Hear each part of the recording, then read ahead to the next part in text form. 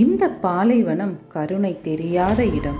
இங்கே சூரியன் ஒளி தராது, அது எரிக்கும்.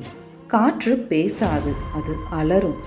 இரவு வந்தால் அது இருள் மட்டும் இல்ல, ஒரு உயிருள்ள அமைதி.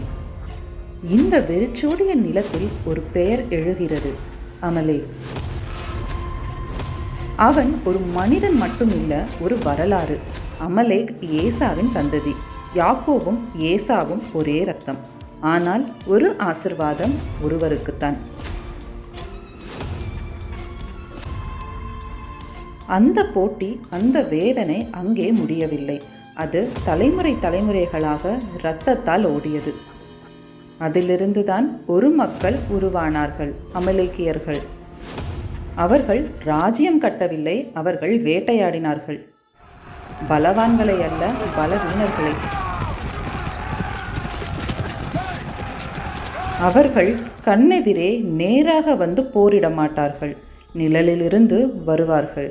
அந்த நேரம் ஒரு ஜனக்கூட்டம் அடிமைத்தனத்திலிருந்து வெளியே வந்து கொண்டிருந்தது, சோர்வாக, பசியாக, பலவீனமாக. அப்போ மணலில் இருந்து நிழல் போல அமலேக்கியர்கள் தாக்கினார்கள். முன்னாடி இல்லை, பின்புறமாக. பலவீனமானவர்களை, வீழ்ந்து கொண்டிருந்தவர்களை தாக்கினார்கள்.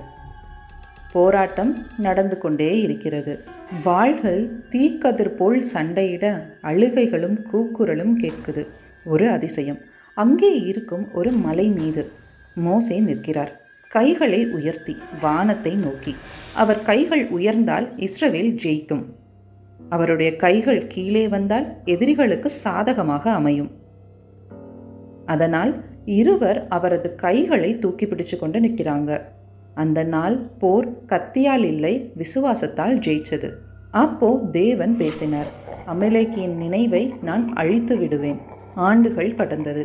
ஒரு ராஜா வந்தார், சவுல். தேவன் சொன்னார், முழுமையாக முடிசூடு. ஆனால் சவுல் பகுதியாக மட்டுமே கீழ்ப்படிந்தார்.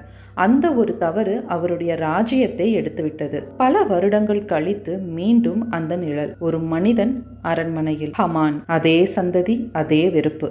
மீண்டும் தேவனுடைய ஜனங்களை அழிக்க ஒரு முயற்சி. அமலேக் ஒரு மக்கள் மட்டுமல்ல, அமைதியாக நம் பின்னே தொடரும் ஒரு நிழல். நீங்கள் பலவீனமாக இருக்கும்போது தாக்கும் ஒரு சக்தி.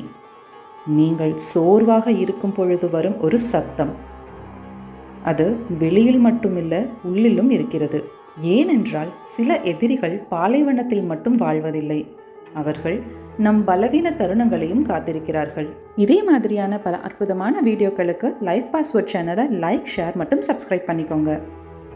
இயேசுவின் அற்புதமான நாமத்தில் ஆமேன். கடவுள் எல்லோரையும் ஆசிர்வதிப்பார்.